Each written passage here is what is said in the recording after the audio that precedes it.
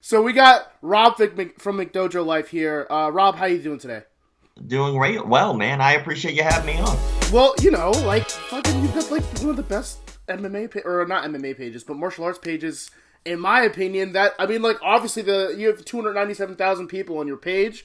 Obviously you've garnered a lot of support. I frequent your page. I don't know if you know of his page because he's starting the last year or so. But last week or 2 weeks ago, I had interviewed Casual MMA Police. Okay. So that Yeah, they do don't they post clips or pictures of people who make comments about MMA who have no yeah. clue what they're talking about? Right. And I assume when I talk, he's very super chill guy.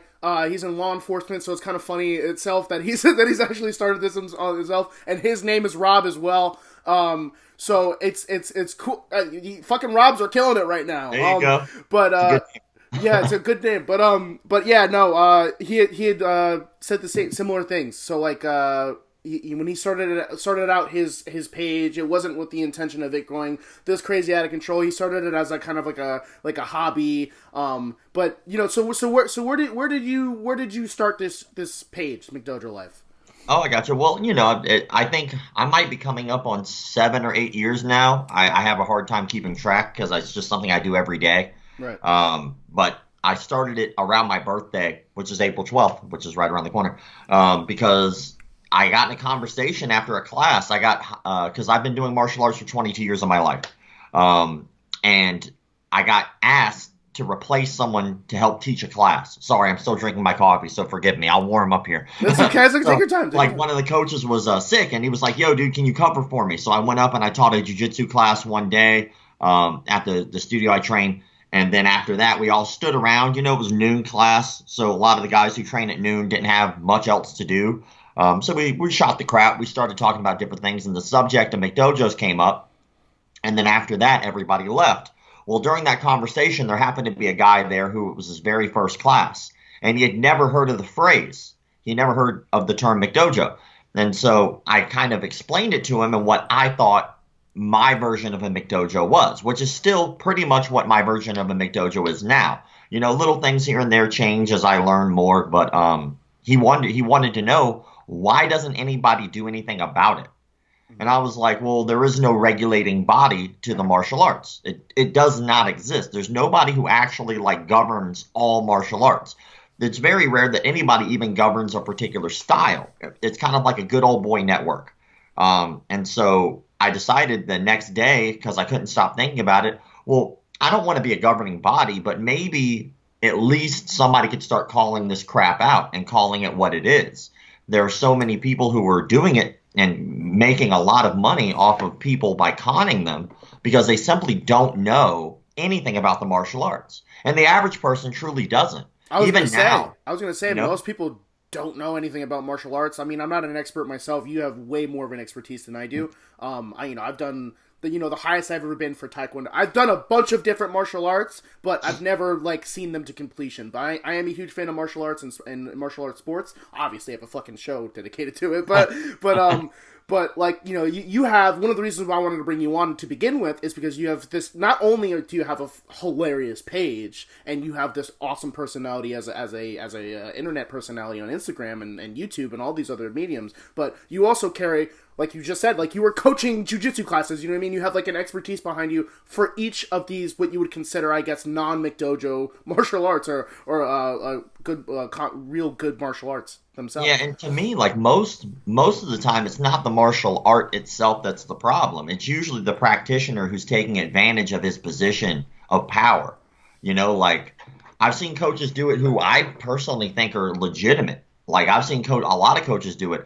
They'll do little things. Even great dojos do it. They won't pay their employees, right? That's a thing that even legitimate martial arts studios do. And what they'll do is they'll be like, oh, well, you'll work your way up and you'll eventually get there. They'll make people pay full price for their monthly tuition and make them teach classes. To me, that's ridiculous. Yeah. Because what you're doing is you're making them pay you to work for you. Right. And that's a con. That's a fraud. Or another one. They'll abuse their students by just beating on them whenever they do something wrong. Gee, yeah, those are that's like, I laugh at very few of those, like unless they're inherently funny, but like you post a lot of really funny things, but then like once in a while you'll post like this woman just getting teed off on by their fucking instructor, and I'm like, that's not as funny as I thought it was gonna be. Like it was so horrible, but that it also highlights the use of your page. It's not just to be funny; it's to highlight how fucking terrible some of these instructors are. Yeah, you have to like teeter the line because like people are used to continuity. Yeah. So they're very used to like, okay, well, this is what this page is for specifically in my mind. Right. So like everybody who comes to the page comes for a different reason. Most people come to the page because they're going to look at something and laugh at it. Right. So they'll automatically start like getting ready to type before they even watch the whole thing. Right. And then they see something like that and they're like, why did you post this? This isn't funny. I'm like, I know it's not because what your version of what this is supposed to be isn't what it really is. Right. Like my goal here is to help people. And I can do that by getting your attention daily, by making something kind of funny and sarcastic. But then eventually everybody has the same reaction. It's the best thing ever. I have yet to meet somebody who doesn't do this, right? So here's like the stages of my page. Yeah. People go, oh, that's hilarious. Yeah. Then they'll go, huh, they're still doing this, huh? Yeah. Then they'll go, oh. How are there this many people that still believe this? And then they immediately get angry.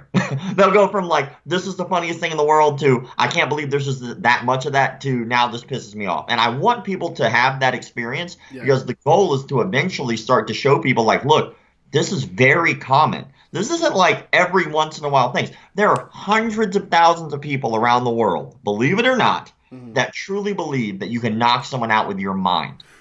So as a consumer of your product, right? I don't think I will ever get tired. Just myself, but I don't think I will ever get tired of grown men pretending. Like I don't know, and women, I don't know what it is that like makes me. I will never get to that stage because I just think it's so fun. It makes me feel better about myself. It makes me feel better about if I have like a fucked up stupid day, like I say like I had Casual MMA Police on before, Rob from there too. I was like, I say dumb casual. That's how I got to. You start. But he's like, the goal of my page isn't to just make fun of people who make dumb casual shit. He's like, if you follow me around with the camera all day, I do dumb casual shit all the time. And he's like, casual, when people get called a casual, it's like you call them like some crazy derogatory word. Like casual is not even by definition a horrible thing. Like no, it's just casual. Just casual. And he's chill. Like, yeah. You're not out. Right, exactly. So you have to start off, but he's like you call that, he's like you call somebody casual, you swear you like slap somebody's mom in the face, you know what I mean? So they hold their esteem over martial arts at such a high point as a fan that they're not able to take anything like that. And then the same thing for you, like you said you got fucking death threats, like you can't challenge these people's beliefs in any regard, otherwise you're gonna fucking get killed or something. Well, here's the cute one. I just posted this thing the other day. Can I read it to you? Of course you can. Yeah, so I posted this post, and I kind of did it. I didn't think it was going to go the way that it went, for sure. Yeah. But I did it. I left it open-ended for a reason. Now note, I did not say anyone's name. Yeah. Right. Yeah, I just wrote this just to see what people would say. Yes. And it truly is a belief of mine. So Here you go. I wrote down, just because you beat everyone else doesn't make you a champion. It makes you the belt holder. Being a champion is earned every day inside and outside of the ring or cage. If all you provide the world is punching faces, you are no more than a thug with a belt. Now, when I put that, everybody was like, how dare you talk about John Jones like that? I was like, dude, I never talked about John. I randomly posted this about absolutely anyone who was a belt holder, right? Because to me, if you look up the word champion, there are two different definitions. Yeah. One is you beat everyone in your selective sport. Right? And then the other is that you're actual championing people, like standing up for a cause or representing a cause, which those are two definitions of the exact same word. The funny thing about that is it's the same word. So to me, in my opinion, for me to call anyone a champion, you have to meet both definitions. So by definition, my version of a champion, I'm not a champion. I'm not one either. right? Because I don't meet both definitions of the word, Right. right? And so when I posted that, people flipped out. Right. They like, oh my God. They were like, wow, how dare you talk about John Jones like that? No, the definition is if you beat everybody. I was like, I don't give a shit. It's my opinion. Right. I'm just saying my thoughts. Yeah. And like people left the page. They were like, I'm never following this page again. I was like, dude, because I have an opinion? Like, bitch, we don't have to agree all the time. So, and that's something that I wrote down in my notes as well too. I didn't know if you want to talk about that specific one because you had talked about it already. And we won't go into nauseam about it, but I do respect your opinion on it altogether. My opinion. We even talked about this in this. Yeah, exactly. I got the inspiration to actually call to ask you to be on the show. Also, I just wanted you to be on the fucking show. You're fucking awesome. So like you had all these, and that's what I love about you, like your personality. You had all these people like coming up to your neck and on the live. You made the post and then you did a live to talk about it. You're like, I'm fucking here. Let's talk about it. Let's argue about it. And then no one argued about it. I talked to you about like why I think that's like, that's like. In my opinion, that's like more of like a philosophical thing where it's like, you're a lifelong martial artist. You expect a certain amount of discipline and respect out of the martial arts, and that's how you see it. I watch Jerry Springer, and I think this shit is fucking like he's a champion. Like it is what it is. Like he's a champion. But I understand your stance, and it's not like it's crazy or out of left field. Like you're of the stances, yours is the more reasonable stance, and I feel like people like you need to exist because, in a way, the Jerry Springer folks are fucking enabling John Jones to continually make these shitty fucking awful decisions and still get represented by this huge platform. UFC's, it's, in my opinion, it's one championship and it's UFC. Those are the two biggest mixed martial arts conglomerates that there are just on the face of the earth. If you look at the numbers for one championship, they just own that hemisphere. And then you look at UFC numbers. It's amazing. It's crazy. They do such a good job, and they do have a different stance too. Right. Like the way that one championship handles their promotion is much more like this is a martial arts event. Right. This isn't just like two guys getting in the ring and fighting. Right. Like I'll grant you, I do think that UFC does have the better talent. I think so too. But the way that they present it is like boxing, pretty much, or like kind of a little bit like a mixture between like WWE and how boxing handles it, right? Right. That's a little bit of that Vince McMahon flavor kind of coming in, right? Right. But you look at like ONE FC, like their biggest thing is they want martial artists to represent their event. Right. They don't just want fighters. And there's a big difference. I think most people don't quite get that either. Right. Like there is a difference. Yeah. Like, for instance, if you go to jail, right, you're going to see a fuckload of fighters in there. I promise you. A whole bunch of people that can beat wholesale ass because that's all they've done their entire life, right? Right. But are you going to see martial artists in there? Maybe, maybe not. Maybe not. That's a whole, that's like based on your opinion of what you feel a martial artist is. And some people are like, oh man, well you have to follow like the Bushido code. I was like, well that's not necessarily true because motherfucker, we're not in like 17th century fucking Japan, like right. We're in a new age, times have changed.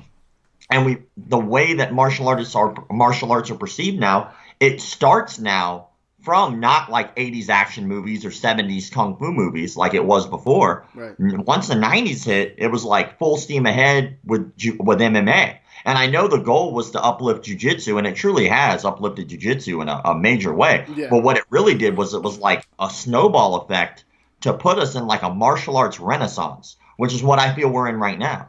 Every martial art, not just jiu-jitsu, is like stepping up its game majorly to be able to compete on this upper echelon of what everyone considers the highest platform, which is MMA. Well, even add on to that, like on top of so I know you said it had blossomed in the 90s, and now we're reaching this renaissance now. I feel like that's even more so because of sports science and the caliber of athlete that's doing it now. Yeah, dude.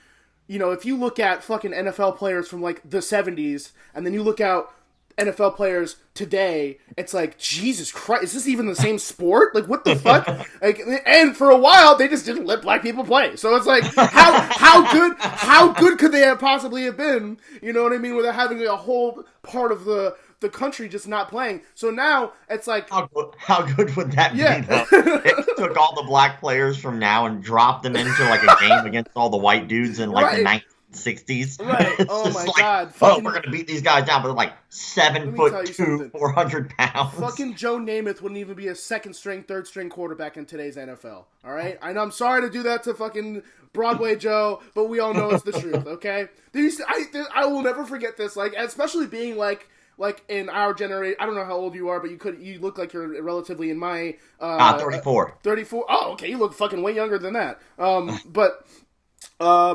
Like, you know, being a DARE program kid and like, you know what I mean? And then like seeing like some of these football players in the 60s at like halftime, like having a cigarette and like a Miller High Life at halftime and being like, the sport is like, you couldn't justify that today on TV to begin with, but at the same time, you couldn't even justify it as an athlete. Like we know people live like, you know, second lives off screen, as far as like, or off the field, but like seeing it, like how much did you give a fuck about the sport for it to even be like what it is today? Like, it's so crazy to me, but yeah, man, it's obviously it's come a long way. I'm recent into it. I've always like watched football and, you know, I've done like taekwondo and karate when I was younger, but nothing to the extent of like today. It's very strange to see like how things have grown in just the short amount of time that I've been watching it. Yeah. So it's also crazy to think about how far we've come in terms of understanding how to protect athletes. Mm-hmm. You know, like that kind of blows my mind, like the way that doctors are operating now and the way that the state athletic commissions, not to say that I have not had run-ins with the athletic commissions, had run-ins multiple times, but I'm saying like at least it seems like they really care. Like they really kind of give a shit, as long as they're getting paid most of the time. But, you know, they kind of care, right? And I think like one thing that's big, which I truly respect, is like, look at like Nick and Nate Diaz, right? They accidentally pushed the line for like marijuana use as not being deemed what do they call it? A controlled what is it? A substance, legal substance for people. Like it doesn't a performance enhancing drug. Right. Yeah. Right. 'Cause it's not like. As a fighter, maybe it numbs you up a little bit, but it slows you down. It makes you lazy. It makes it very hard to make weight, especially if you're like me and if you're a marijuana user and all of a sudden you're like downing 5 brownies after you smoke, right? Right. Like, but to me, it shows like at least people are trying to evolve how they think in terms of athletes and their care, because athletes are only going to give you so much of their life because they give all of their life to you. Right. All of their good years. Athletes give everything to the sport. That's a true athlete. They sacrifice relationships, real jobs. I say real jobs. Like we're talking like an athlete will give up, like go to college for years, wind up getting like a degree in like, let's say finance, right? And then rather than going that way, he go, you know what I'd rather do? I think I'll just get hit in the head for a living for entertainment, right? And they do it because they love the sport, right? It's starting to change now, though, a little bit. You know, there's the number. I don't ask me to quote the numbers right now because I don't know them. This is just for the sake of conjecture. But yeah, it seems like kids are being placed in football and collision sports now. It also seems like a lot of younger players are opting out of their careers to save their brains. Chris Borland was a middle linebacker for the 49ers. He's one of the first guys that I remember. Fucking outstanding rookie year. They gave him a contract extension. He's like, I've had too many concussions. I'm out. You know what I mean? Andrew Luck. Schaub? Yep. Yeah, Brendan Schaub. It's funny that you bring him up. But you know, like Andrew Luck is another guy, or other people like that. But Brendan Schaub, they all have the wherewithal now to not, because like for a long time, it just seemed like there's a woman that was on recently said some dumb shit about LeBron. Like LeBron was like talking about like Black Lives Matter and stuff like that, and she's like, just shut up and dribble. And like that's how like white people like look at people of color, like shut up and play the sport that I like to watch. You know what I mean? Dance like, for your dollar. Right, Dance exactly. For your dollar. And now, for a while, people didn't appreciate that diva mentality of like Deion Sanders, or like not like diva, like like standing your ground about what your worth is. You know what I mean? Like he knows his worth. He knows how much money he brings into the organization.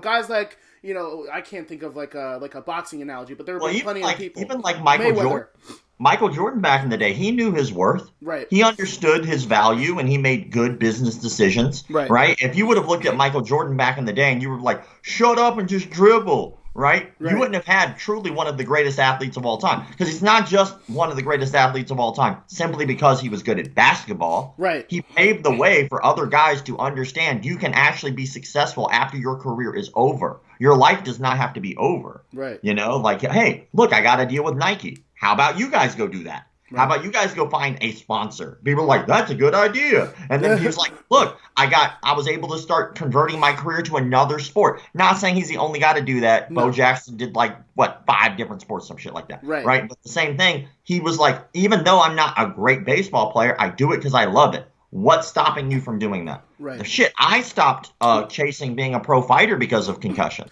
Well, what's stopping for a while, and then it brings back to the point before, for a while, it was just people. It was people in positions of power, and it was the public. They were like, "You should just be grateful for the sport that you're playing." And it's like you said, you give your whole fucking life to something, and then you break your leg, or you tear an ACL, or you get a concussion, or whatever. The problem is that stops you medically, and they say, "Man, fuck you," and then they don't give you anything, and it's even worse in college sports. You know, my father being one of those guys. My father was a Division I running back for Arizona State way back in the late 80s, early 90s. My dad tore his ACLs in football camp, and that's in the 80s. That's it. There's not a lot of shit that they can do to bring you back from that, other than surgery. But even with the surgery, you can't go back and play the sport the same way.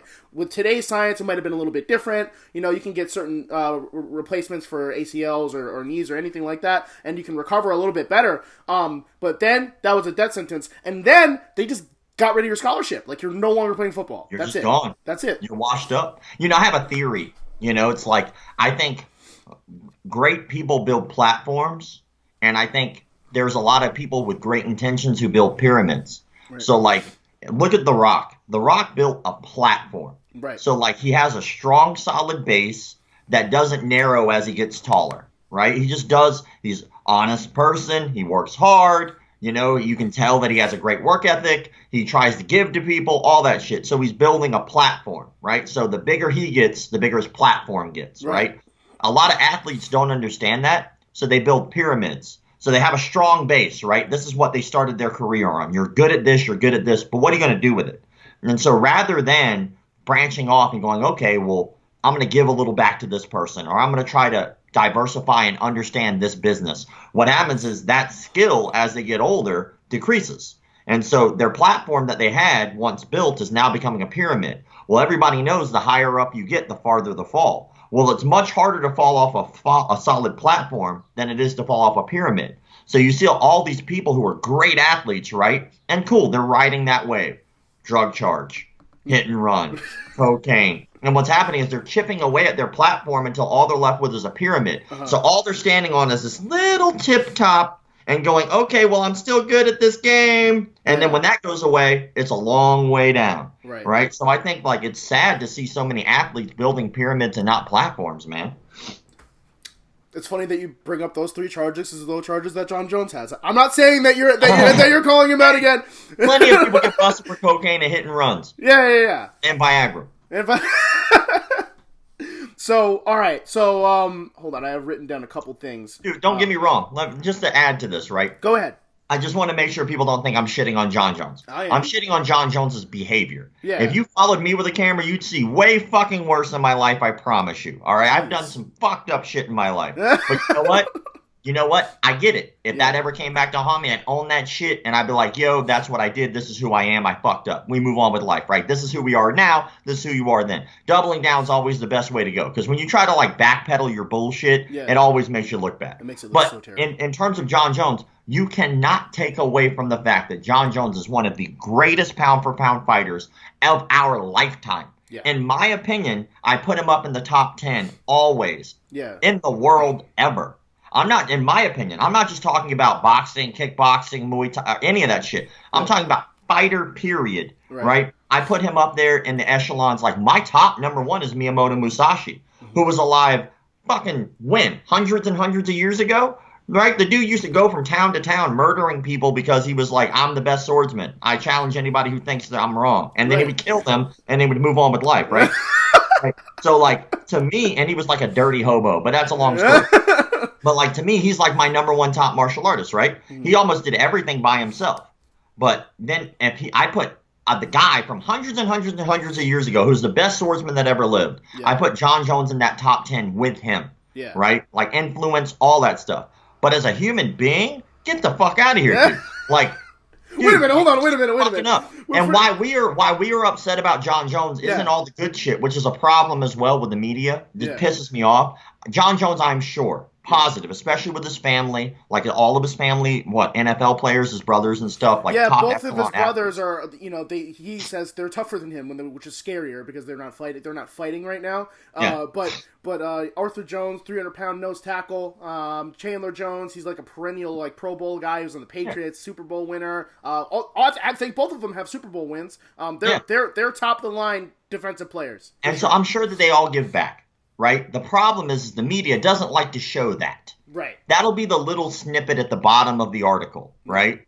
The article headline will be, hit and run, again. John Jones can't stay out of trouble. Yeah. Oh, he also donated X amount of millions of dollars to people, but now we're not going to pay that any attention, right? It's fucked up. And like you said earlier, if you follow anybody around with a camera for long enough, you're going to see some bullshit. Right? But that's the whole point of building a platform and not a pyramid. Yeah. Right? If John Jones would build a platform for himself, this wouldn't like rape him in the ass so much. Yeah. You know? Like for instance, again, I'll use The Rock as an example. If The Rock winds up tomorrow, hit somebody in a car, because he didn't build a pyramid, he built a platform, what's going to happen is he'll wait there and he'll even call the police for you.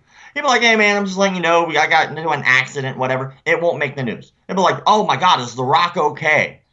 They won't be like, The Rock hits a pregnant lady with his car. They'll be like... But I understand what you're saying, but it's like, contextually, he's doing... Like, I completely understand, but the only reason why I don't say it's the media, and I know it's just him for the most part, like the media is going to cover whatever horrible shit that you do if you're a famous person. It just is what it is. It's and it's like, I'm sure he does all these other things, but like he will straight face go out onto a press conference with Dana White and go like, everything's fine. I believe in God. Don't look into this any further than it is. I'm on the straight and narrow. I promise. And then next week he's choking a stripper, and then like all this. You know what I mean? He hasn't crossed that line where it's murder yet. So I don't hold my reservations about him like he's an awful person because I don't know who he is. I haven't spoken to him before. Well, think about how you pay your dues with people and relationships, right? This is something that I've recently kind of started diving into, right? Mm-hmm. You have equity in people. Right, we put equity in people, like in our friends list, our siblings, our spouses, right? Right. Like whoever. You put equity into people, and you're paying them with blah. You're paying them with time. You're paying them with personality. You're paying them with being reliable or being honest, like all that stuff, right? That's equity in a relationship. Right. So if you put in a ton of equity into a good relationship, what winds up happening is if you fuck up, you're basically just taking out X amount of equity, right? So if it's a little fuck up, right? Hey, I'm sorry. I happen to wreck your car, right? I'll take care of it. I'll pay for it, right? Yeah. That's one of those things where you're like, well, I might not necessarily trust you as much to drive my car, but you were honest about it. You paid for it, and you were upfront, right? So what happens is you wind up taking maybe $100 out of $1,000 you paid in. If you wind up doing the same thing and you put in $1,000 into relationship equity and you wreck the car, but you don't stay there, you run, you wind up having cocaine in the car, you lie about it, they drug test you, they catch you, you lie to the person whose car you borrowed. What happens is now you're in negative equity. You put in $1,000 into the relationship, but now we're in negative 500 because of all the fucked up things you did. Right. Well, it's the same thing here. If he would just go, yeah, I'm a piece of shit, people would expect it. Yeah. And that's the equity he pays in. Yeah, I'm going to do it again. I'm going to do cocaine until my nose falls off. Yeah. I'm going to smack strippers. Yeah. I'm going to hit pregnant women. I'll run every time. At least it would be honest, and at least there'd be equity paid in. Yeah.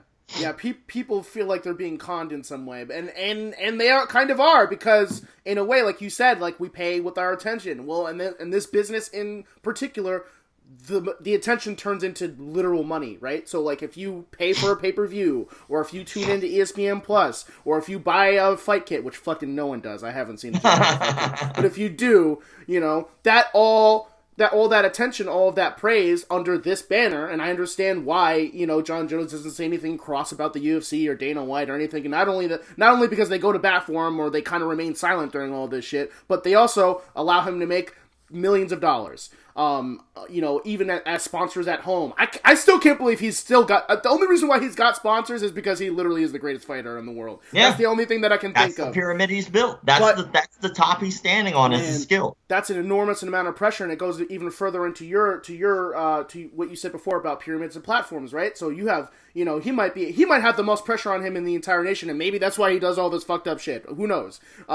But, you know, he's slowly ruining his own career, not only because of his actions, but like you said, all of this pressure is going to the top. And if he loses one time, who the fuck knows what's going to happen? Because this is a very tumultuous time in his career, mentally, I believe, because he's kind of gotten away with the other things. But now it seems like it's going to come to a head, regardless of whether he loses a fight or not. But if he loses a fight because he's off, or if he can't fight for another 2 years because he's got to go to jail or whatever the case may be, man, what kind of product are we going to get there, right? We don't know what's going to happen after that. Well, Khabib's like a perfect example of somebody who fucked up majorly. Yeah. Right? Like, our Khabib and Conor, to be honest, if you just look at them, they're two opposite things, right? Conor is building kind of a pyramid for himself. Right? But he's smart enough to understand that his martial arts career, his MMA career, is a pyramid. So he's diversifying and he's branching off into other businesses, right? But he fucked those up too by punching an old dude in a bar, by throwing a hand cart through a bus and injuring several fighters, right? So he's building a pyramid. And what's going to happen now is when his fight career, which I think he already realized, if he's not solidified in some way as a fighter, the rest will fall apart. No one's going to give a shit. We'll know Proper 12 if it's successful. We'll forget his name in a decade or two. Right. We'll be like, yeah, that Proper 12's good. Who made? I don't fucking know who makes it. Who gives a shit? Right? Right. But like, if you look at Khabib fucked up in a major way too. He jumped the cage. He tried to assault Dylan Donis, or did assault Dylan Donis, right? But he built such an evenly laid out platform that when he did it, he was like, that was my mistake. I fucked up. I was angry. I'm sorry. That was the first time we heard some bad shit. And everybody was like, meh, who gives a shit? Yeah, you know, and I feel like people were willing to forgive him more, number one, for the fucking obvious reasons that the two assholes were being assholes. Like, like, it's not like he went on he jumped out, he's like, Dylan Dennis saw an old lady and then fucked up that old lady. You know what I mean? He saw Dylan Dennis and he went after Dylan Dennis.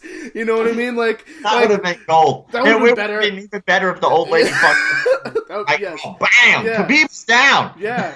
First knockout in his career.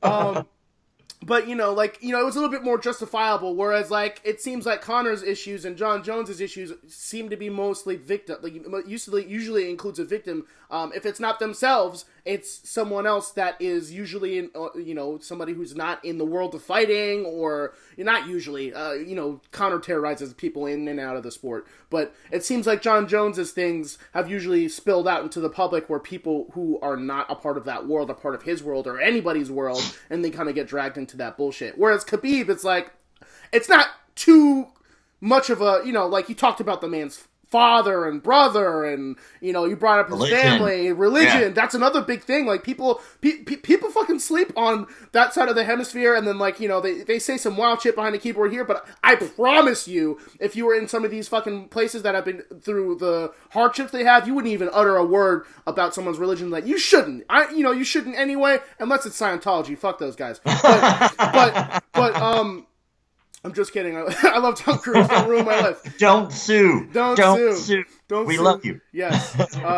But you know, Khabib, like you said before, he built this platform on mostly being a wholesome dude. He doesn't really talk a lot of shit. You know, he seems to be the face of the Muslim world for MMA. So he's garnered a lot of religious support there. He's a big family man. He lived with his parents, not because he couldn't afford it, but because that's what they do. That's what they do in Dagestan. They live with their families. You know, he's a reputable. I mean, like, you know, he doesn't do anything flashy in the ring as much as, you know, but he's terrifying. People are terrified of his skill. Oh, dude, he was scary as shit. Yeah. Like, Most fighters should be scared of him, and if they are not, they are fucking dumb. Right, right. Like he's a scary dude. You may even win the fight, but if you weren't a little nervous, right, you weren't in your right mind. Well, that dude's I would say most fighters I talk to, they're like mostly everyone's nervous before they go in there. Like mostly. Well, the same thing. Look at Dominic Reyes and when he fought John Jones, dude. Right. I don't mean to make this let John Jones Bogart podcast or anything like that, but I'm really talking about like Dominic Reyes. I saw Dominic Reyes at like a MMA event 2 weeks ago, and when I was there, I was a judge. So, I had to do the judge thing. Boo. But the reason it sucked was because there was no audience. And actually, it made it way easier to judge a fight, to be honest. Like, there's no audience swaying the opinion of anyone. But at the same time, it was really strange to watch two guys fight without any reaction whatsoever. All you heard was just... That's crazy. Yeah, it's weird. But you could hear the coach clear as day. And then, like, one coach would say something, but you can hear it so clear, the other coach would be like, well...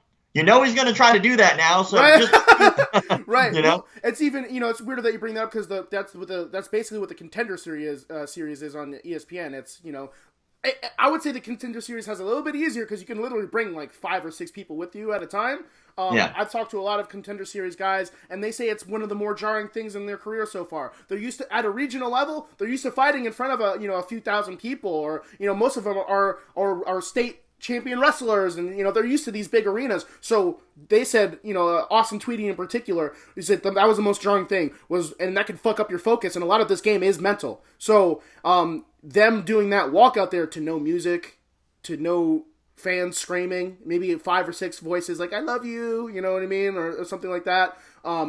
And then going out there and moving around and it being dead silent, that is such a psychological thing, and it looks like that's what we're going to be looking at for the next couple of events. So I really hope not, man. Like, I'm hoping that we're done with this by June.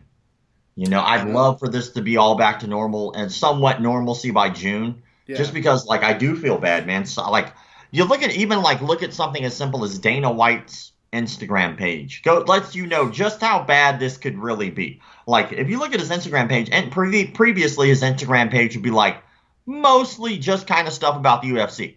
Now he's just kind of posting day-to-day stuff, like a meme here, something that has random thing here. He seems to be a little nervous. It's a big company to run with no audience. Well, him and Daddy Trump are friends, so they'll figure it out. Maybe they'll fight on Air Force One next time, or maybe they'll fight on a yacht or something. Like, I'm liking UFC boat. Yeah, I'm liking that fight idea. boat. Let's do it. Fight boat's an amazing idea. Just take it out to international waters and fight it out. Yeah. When everybody gets back, if they're all sick, hey, it happens, right? Yeah, right. It happens exactly. But yeah, this whole thing has put a little bit of a damper on the mixed martial arts wheel. But at the same time, I feel like it's doing a good thing because the last thing that we all saw as a world was a UFC fight. That was the only thing that was allowed to be played. I mean, I'm sure there's other small things happening all over the world, but that was the biggest business to go out and broadcast anything in UFC Brasilia. So, I feel like he's going to be one of the very few companies because you don't need whole teams there with you or whole droves of people watching because they have this deal with ESPN Plus and all these other ways to stream fights. You're able to, I guess, capitalize on this a little bit. So that I feel like they might come on top if this, blows over a little bit. It's very difficult for them, to be honest. And I understand, obviously pay-per-view buys, but Dana White said this a ton of times. It's like, it's very hard to have 1 million pay-per-view buys. Like, it's hard. Right. So how they supplement that is obviously you get tickets and live shows and VIP tickets and upgrades and merchandise sales, all the stuff that comes with having a live event. When you don't have that live event anymore, it's kind of like starting off an event with one leg. Yeah. You're already in the hole halfway. Right. How are you going to be able to compete with somebody who's got 2 legs? Like, anything other than. Yeah. So, and another thing is, I feel bad for the fighters, dude. Let's say it goes and they continue with the matches, but there's no audience. That kind of takes away the glory of it all. It takes away from, your moment. It's kind of like having a birthday party and only one person shows up and it's your mom.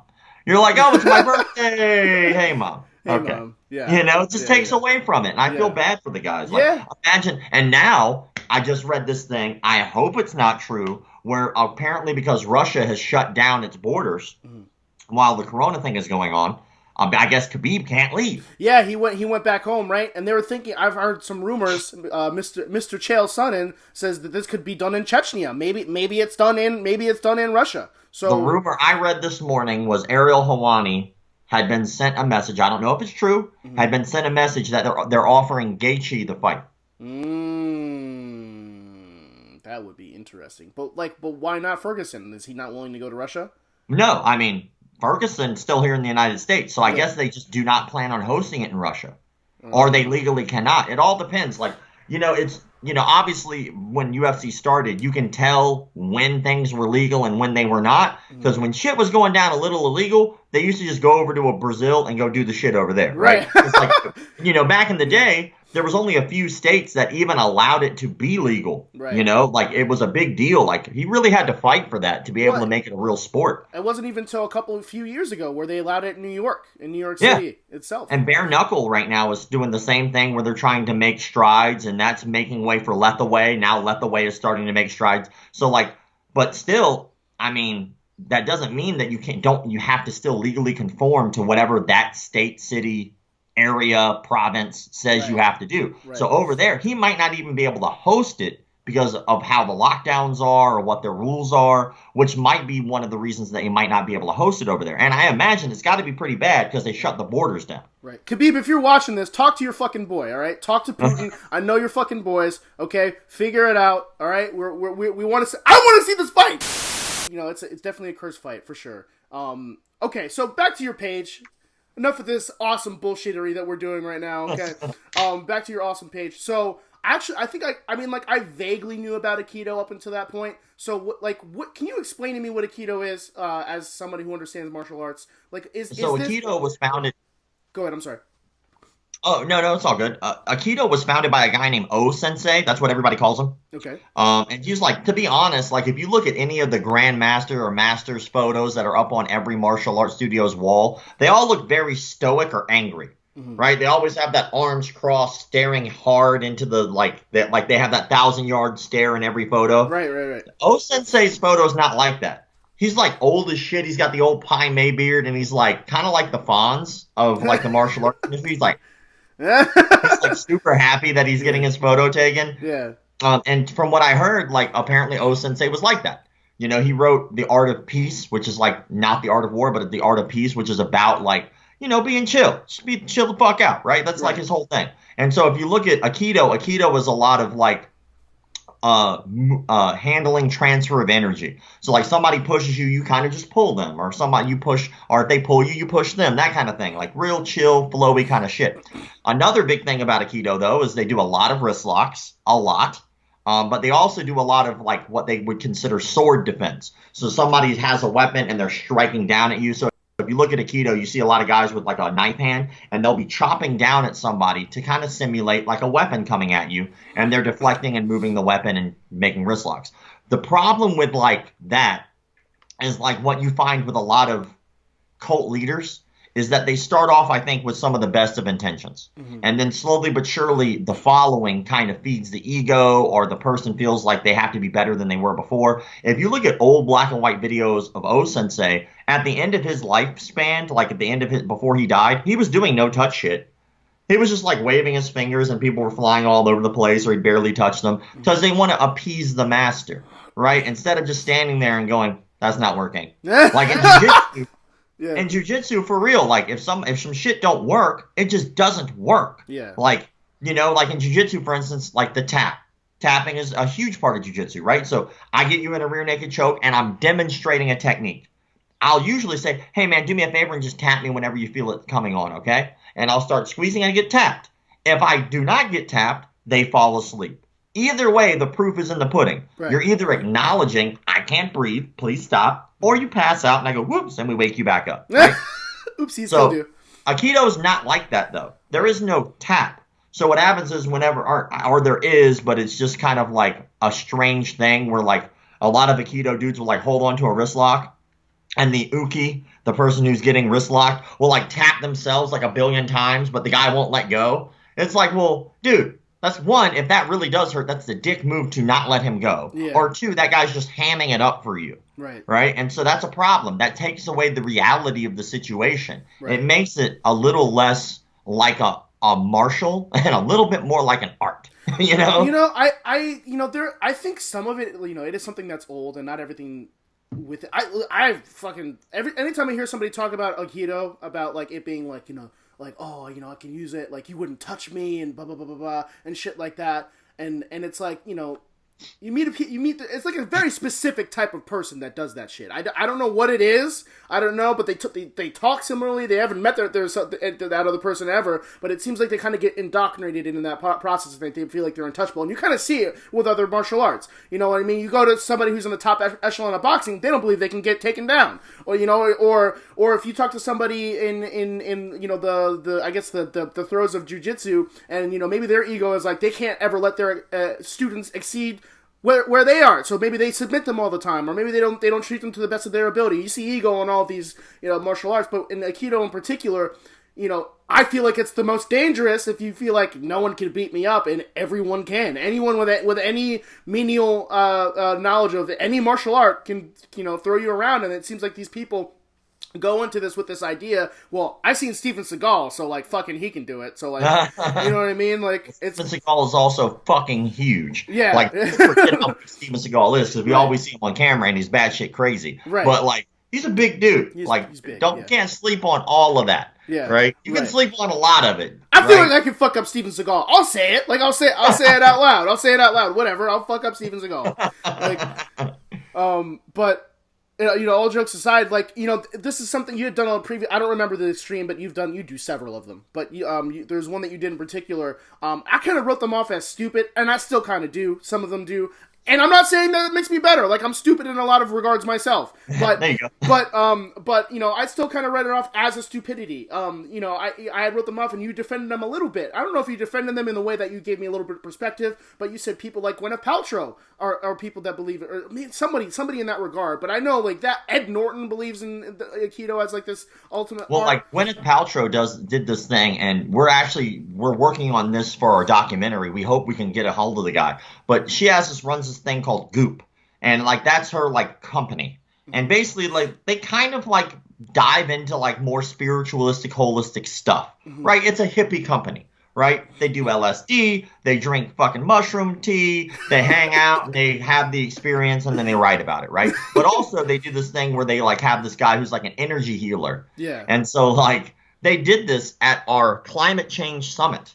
This happened at our climate change summit. That it wasn't Gwyneth Paltrow, but it was like somebody, Julian Huff. Julian Huff was laying on this table, and here comes this guy who has worked with Gwyneth Paltrow, and he like is not touching her, but he's like moving his hand up her spine and stuff, and he's like pulling, and she's screaming and hooping and hollering. Oh, I've seen that before. I think that might have been on your fucking page. Did you put that on your page? Yes. Exactly. And so, but to me, that is like 2 steps away or 1 step away removed of like these energy guys. So if I can convince these people who have these platforms in which they can discuss, hey, this is what I believe, and you're reaching millions of people with that. Out of that, there are going to be people who are just going to believe you because you're you.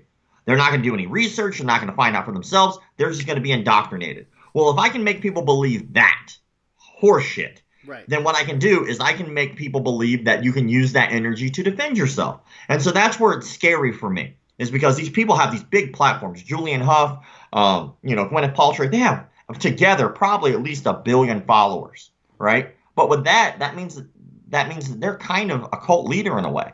They can make people they can change people's minds, and they can give people little nuggets of information. In terms of self-defense, there's certain shit that just don't work, And like one of those is anything that has to do with you projecting energy or chi out of your hands to stop somebody. What's going to happen is like you're going to go, somebody's going to steal your purse, and you have an option. I can let them have the purse and do the right thing, which is, all right, fuck it, you take the purse, right? I'll cancel my credit cards. I'll get a new cell phone, right? No, I'll lose that money. We're good. We move on with life. I'll give the police a description, right? Whatever. Or you have that moment where you're like, oh, I learned this thing from Gwyneth Paltrow's kung fu teacher that I saw one time online that I never practiced, but damn it, I know it. I'm going to grab and I'm going to use this energy thing, and the guy's going to turn around and he's going to go, well, you're stopping me from getting what I want. I'm not going to question your belief structure. Right. I'm not going to ask you deep details about how does this work and how is it supposed to affect me. He's going to punch you in the fucking face. And if he outweighs you by, let's say, 50 pounds, and all he does is live on the street and have to fight every day, then what he's going to do is he's going to hit you hard. Right. And your head's going to ricochet off that concrete, and you're going to die. Yes. And why? Because you believe some stupid fucking nonsense that somebody who just had a bigger following than you tried to convince you. Like, I'm not trying to convince anybody of shit. If you want to go do that, that's cool. Just understand the reality of it. Right. Package it correctly, right? If I have orange juice and I have poison and I switch the labels, chances are good you're going to drink the fucking poison and die. Right? Labeling is so fucking important in terms of self-defense and what's real and what's not. Right. And if somebody like Gwyneth Paltrow has this huge platform and she can convince people that this magic kung fu master can do all this energy stuff and teach her self-defense, and all these people start to fall for that garbage because they believe her, then what happens is you're listening to somebody who doesn't know what the fuck they're talking about. Right. And you will get hurt, and it will affect you and your family at a time in which you may only have to use this once, so you might as well be good at it. Right. You know, like, it fucking kills me. The risk is so high because, you know, it's not like, you know, whether you believe in, maybe it's evolved as a field now, but when chiropractors first started out, they were fucking con artists, you know what I mean? Like, or, maybe even fad things. I don't remember if you remember these, but people have these wristbands on, like, it helps you with your balance. And shit, the like brass that. Stuff. Yeah. Right. What's another one that I can think of? There's thousands of things like that. With that one, with those, I'm like, yeah, do it, it's a flavor, do whatever. You know what I mean? If you do cupping or whatever it is and you feel like it makes you better, maybe it does. Maybe the placebo effect works for you. But for this in particular, like, like you said, being an instructor yourself, I do MMA instruction for very small kids, and it's like very basic shit. I'm not going to go out. I'm saying this, don't McDojo me. Okay. It's very basic shit, and it's usually for youth. And somebody's father came up to me one day because they saw my equipment or whatever, and like, oh, do you coach martial arts? So I'm like, yeah, very basic things, for MMA and stuff like that.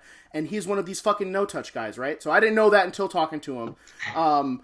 And he was like, yeah, you ever what the fuck? He called it something like small scale jujitsu. He brought it up. Have you ever heard of small circle jiu-jitsu? Small circle jiu-jitsu. That's what it was. Small circle jiu-jitsu. And I'm like, no, I've never heard that before. I've done jiu-jitsu before, Brazilian jiu-jitsu before. I'm like, maybe gay. Right. so like, it's something I've never heard of before. So I figured he just knew more shit than I have. I have a white belt and I have one stripe on it. So I'm like, maybe I'll just be receptive. I'll just listen to what he has to say. He's like, yeah, it's like, you ever hear of wrist locks or finger locks? I was like, oh, geez. In my head, I'm like, no, don't. I don't want to do this right now. In my head, but he was like, yeah. He's like, you can do all this stuff, and I'm like, all right, he's just gonna bullshit me or whatever. And then he goes on and tells me that he trains like state troopers and shit. And I'm like, he probably doesn't train state troopers. And I'm like, maybe he does train state troopers. And then he's like, yeah, they had a police dog, and I was like, hey, to show you how serious I am, I want you to sick that police dog on me. And they're like, you can't hurt the dog. And he's like, I'm not going to hurt the dog or whatever it is. And then he's like, he did some like fucking small circle jiu-jitsu on the dog. And they're like, from that point on, I earned their trust or whatever. And I'm like, Jesus Christ. Like, I mean, like, I know he didn't do the dog thing, but I'm like, there's a possibility that he is training, state troopers out there, some fucking bullshit. So, like, it's scary to believe that there are people out there that can get enough attention because they're charismatic and they can teach you some shit, or they think they're teaching you some shit, and the people receiving it believe they can use that in a real life scenario. And I really hope all of it was a lie because we don't want that to be. People, certain things we want to put on high platforms and think that they wouldn't make a mistake like that. Right. But it's just not true. Like a friend of mine, his name's Mike the Cop online. He does all these amazing breakdowns of like these news clips will come out about police altercations, and they'll only show like a minute of the video or 30 seconds of the video, and it'll always be very one-sided to one side or the other of like, oh, the police officer did the best they could, or oh, the police officer made a mistake, right? But what he'll do is he'll show the entire thing, and he'll read the police reports and give like, oh, well, this police officer was in the wrong because of this, or this is why the police officer did this. He's completely 100% justified. He does an amazing job of that. And I'm really glad that there's somebody doing that. But he's a big advocate for jiu-jitsu. And we talked about like that, had him on my show a few times.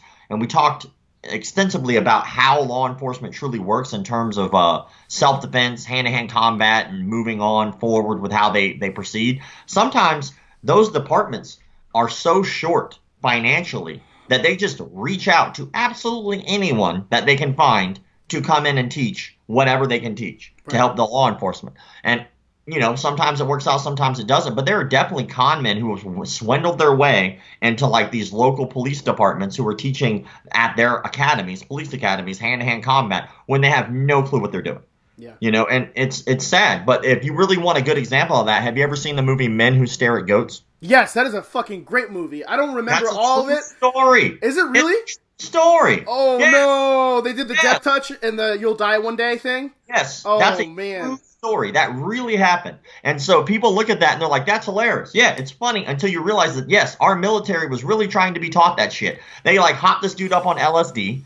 Right? And they were like, concentrate on a goat. He kills a goat with his mind, apparently. And they were like, oh my God, we need to put millions of dollars into this. And if you go online, right, and you look for it, you can find all of these videos of these military, that unit, actually training it and how they talk about it. And like, it's fascinating because that really happened. Our military dumped millions of dollars into just getting certain troops high as shit and seeing if they had magical powers, right? Fucking like, A, bro. Yeah, That's so like so when crazy. you hear people go, yeah, I taught police. Yeah, I taught military. Yeah. I'm like, you ever seen the movie Men That Stare at Goats? Yeah. They did. Yeah. Like, that's not impressive. Right. That's that's fucking crazy. It's crazy. It's crazy, and you don't want your police and military to, but you kind of figure this out though. You being a part of like real martial arts and institutions, a lot of those guys, unless they have a background in fighting already, they already can't fight, and that's a big. We laugh, but it's kind of a big problem because since they can't fight, they resort to like their most deadliest force. You know what I mean? My uncle was an airborne ranger for many years. And then he comes home from being an airborne ranger, and then he ends up being a police officer. As you know, there's like pretty extensive martial arts training, in like special operations type things. Like they work on jiu-jitsu and wrestling and some striking, but it's not super extensive. But they expose you to it for the most part. He said coming here he's like you'd be very surprised, and then I'll do jiu-jitsu with cops, or box with cops, or taekwondo with cops, or karate with cops, and they fucking really a lot of the ones that I've come across, they have really struggled with distance and getting hit in the head and different things like that, because it doesn't really they don't spend a lot of time training that shit. Which they should. Yeah, they should. Like, It would fix it's so really many a problems. difficult situation because police are underfunded. Yeah. They're understaffed. The media rips them an asshole every other day, right? So less people are wanting to become police officers. So now you have less police officers who are less trained, right, and more stressed. Right. So like it's very volatile. I see these videos of these police officers. They'll get into altercations. They'll wind up getting 2 or 3 police officers on somebody. They get the person down, and they'll have an arm. But because they do not understand the mechanics of how to move the arm from point A to point B, their answer is, oh, if I punch him in the head 5 or 6 times, I bet you he'll put his arm behind him. Right. Well, no, that's not how that's going to work. If you punch anyone in the head, the first thing they're going to want to do is cover their head. Right. So if you're like, get your arm behind you, punch him in the head. Yeah. Oh, right. Well, what do you think you would do, dumbass? Right. He's not going to put his arm behind his back because you keep punching him in the fucking face, dude. Right. How about, like, understand basic Kimura? Or in wrestling, a hammerlock, right? For any wrestlers out there who are like, what the fuck's that? Right? But when you start to understand mechanics and technique, and you start to put yourself in those situations, like on purpose, like in jiu-jitsu, you're purposely getting into a struggle in which, at the end of this, one of us would have possibly died in real life. Right. You put me to sleep as a police officer, and I fall asleep, and my gun's right there. The next thing is I don't wake up because you shot me. Right. Right? And so, like, that's a life or death situation in which you cannot afford to get weak or undereducated training. Right. You need somebody who truly understands this, who really knows how it's going. And most people, for the most part, spend their entire life avoiding a fight. Yeah. They don't even like confrontation at all, right? They'll just let people run them over. Well, if you're a police officer, dude, I'm sorry to say, but every day you go out could be the last day you go out. So would you rather go out with the tools, trained, ready to go, and understand how to live? Because let's imagine the situation going this way. You and 2 other police officers are holding a gentleman down.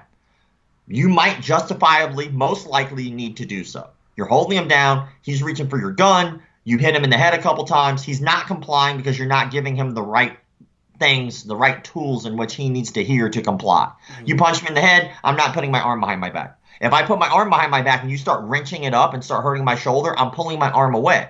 But if you've been there and done that, you go, oh, well, I don't need to pull it up past his small of his back. I'll pin it there so he understands I'm not going to fuck him up. I'm not going to wrench it up and fuck up his shoulder and hurt him, right? I'm not going to punch him in the head and not get the right response, because then another thing that could possibly happen is their homies come around the corner. And what do they see? Police brutality. They don't care what that guy did. They don't give two shits what he did. All they see is what they see in front of them, just like these cameras do now. And so they come around the corner. Maybe they have guns. Now you got a big situation on your hands, right? Instead of being stern and clear with your directions and clear with your technique, you just become this dick. Next thing you know, you lose your job because it got caught on camera, or you lose your life because somebody else thinks that you're hurting their friend, so they all jump on you. Like, it's a very volatile situation when you're dealing with conflict. It doesn't have to be that way, right? It's going to be unpredictable. It's going to be scary. But if you put yourself in there every day, Monday through Friday, like in jiu-jitsu, right?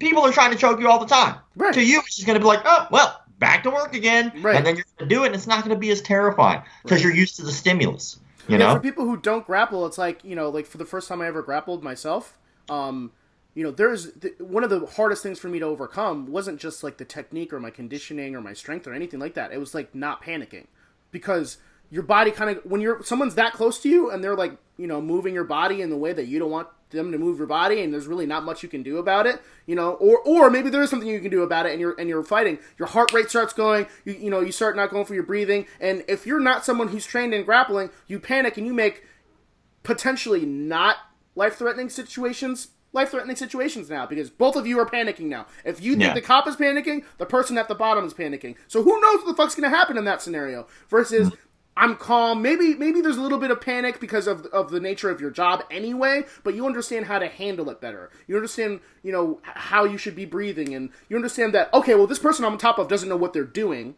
so now I'm able to use very basic techniques to get myself out of a potentially shitty situation. So I couldn't have said it better myself. And look at also, like, with understanding how to just speak to other human beings. Yeah. Like, if you feel like your only true defense in this situation is that, one, you're a cop, and two, you're big, right? And you can be intimidating, no one's going to really respond well to that, right? But if you have the opportunity to go, you know what?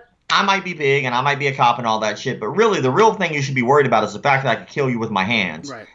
I'm not going to need to add all this other bravado. I don't need to scream at you anymore. I don't need to try to get in your face or slap you around. I'm just going to tell you calmly, hey, dude, how about this, man? I pulled you over. I don't really want this to get any worse than it really is, right? Here's my legal right and the things that I can do. Here's your legal rights and the things that you can do. If this escalates, this is going to happen. How about we move on from here and let's talk to each other? Now, obviously, that's easier said than done. I'm not in the heat of the moment. I'm not a police officer, and that's not what I do every day. Right. But I do watch hours and hours and hours of confrontation every fucking day. Every day, I think I watch at least 5 hours of confrontation online.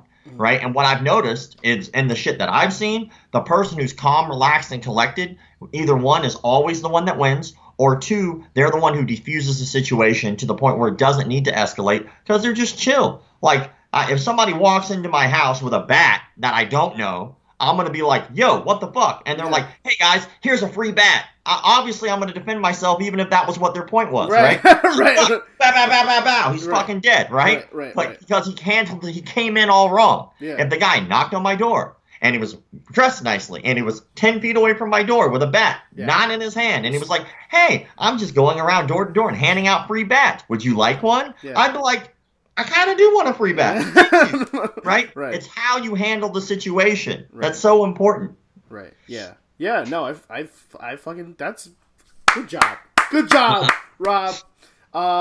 So yeah, that's basically all I had written, and then the last thing I wanted to finish on was your fucking documentary. That's such a big deal. I know you brought it up previously. So, like, what can you tell us about your documentary? I know that you've got various. Do you have GoFundMes for it? In different, well, different we had an Indiegogo, but that since is closed. Okay. People can still donate though. So as of right now, we raised $20,000, which was the minimum we needed to actually start our movie. Okay. So super happy we were able to do that. Because we fell short. We were giving all that fucking money back and having to start over. Right. So, but luckily we did not. Our ultimate goal was $250,000, which we're still kind of creeping to. We left open a page called McDojo Life DOC. So not McDojo Life, but it's McDojo Life DOC, as in documentary. And on there, it's a closed page just for people who've donated. And you can still donate to the page if you would like. You just follow the link that's in the bio. And then once you do that, send a screenshot of the receipt to the direct message there, and we let you write in. All the directions are right there in the bio. And so we scheduled our filming dates for in April. We don't know what's going to happen now because April's only like a couple days away. We were shooting for mid-April. Right now, it doesn't look like we'll be able to start filming on time, which is unfortunate. But there's no point of filming an empty dojo, you know? Right. So, like, it takes away the purpose. So it looks like we may be shooting a little bit closer to June to start our filming, which is when I hope all this is kind of blows over. If we're lucky, maybe it blows over in May. But right now, June is when we're looking to try to get back to filming. So then once we're done with that, we're probably looking at maybe 3 or 4 months worth of filming and editing. And then once we're done with that, we can release it. And as of right now, we're really thinking hard. We've been thinking hard about it, about releasing it into film festivals to see how well it will do. And then maybe we can move on from there to work on distribution a little harder if we can get a couple awards for the film. Right. One thing which is a perk is there has never been a full-length documentary completely made up of 100% original footage that we're going to be providing on this subject. No one has ever done it. Right? There have been people who talk about one specific person. There have been like online videos where people put together a hodgepodge of all these clips that aren't theirs. We're actually going to the dojos. We're talking to the con men who are currently teaching now. We're talking to students who are taking classes from them. We're talking to ex-students who have left those dojos and realized that they were a cult. One guy named Lewis Martin wrote a book called The True Believers. And it's about his time as being a student all the way up to being an instructor for a martial arts cult. A studio by which still exists today, which we hope we'll be able to film as well. Then we have a guy like, there are con men who are currently in jail who were martial arts frauds and con men who got busted. One particularly got busted for pedophilia. Oh, geez. But he was very famous. He actually was on the Amazing Randy show, and he pretended to move pages of a book with his mind, and he got debunked by the Amazing Randy. Mm-hmm. That guy currently resides at a mental hospital that is located in California. So we're going to go interview him and talk about, like, how did you do it? How did you con all of these people? Because the guy's never getting out of jail. Right. So he has nothing to lose by talking to us, and his ego's big. Yeah. But, like, we'll be able to dig in, and we're going to put on experiments ourselves on how we can con people. We're going to do a seminar in which we con people ourselves. So we're going to host a seminar, put a really good actor as the instructor, and have him teach complete and utter bullshit for an hour. Then after that, get testimonials from those people and see what they thought about their class. Then after that, let them know it was all bullshit, and then teach them another hour of real martial arts by a really, really famous martial arts instructor, and then see what their thoughts are after all of that. So we'll put it together as an experiment. We're going to be talking to psychologists about what is the mentality. Why do people just fall over when they're being hit with this magic chi? You know, we'll talk to doctors. Is there chi? Does it exist? Help us out. Like, let's figure this shit out. But we're gonna be digging in as deep as we possibly can. And of course, what everybody's looking forward to, we will be challenging those instructors to do that on us. So I'll be asking them, like, yo, you can knock people out with your mind? Do it. Oh, I'm not aggressive enough? I'll be aggressive. Oh, my toe was up? I'll put it down. Like, you tell me what I need to do and you knock me out, right? I will not resist, or I'll resist. You tell me what you want me to do, right? We're challenging each one of those frauds as many as we can to just do it, right? The proof is always in the pudding, especially with martial arts. If I were to ask a martial arts instructor to say, hey, can I put you in a rear naked choke and see if it works? And they were like, yes, I'm putting them to sleep. Right. I'm putting him to sleep. Right. It doesn't require a toe up, a tongue down. Doesn't require aggression, no aggression. You let me get you in a rear naked choke, you will eventually go to sleep. Right. Well, it's the same thing. Or, even just a jab. Can I jab you in the face? Yeah. Will it hurt? Yes. There you go. Like it'll hurt 10 times out of 10. Yeah. You let me punch you square in the face, it's not going to feel good, right? It's Right. effective. If you can't knock me out with your mind, Yeah.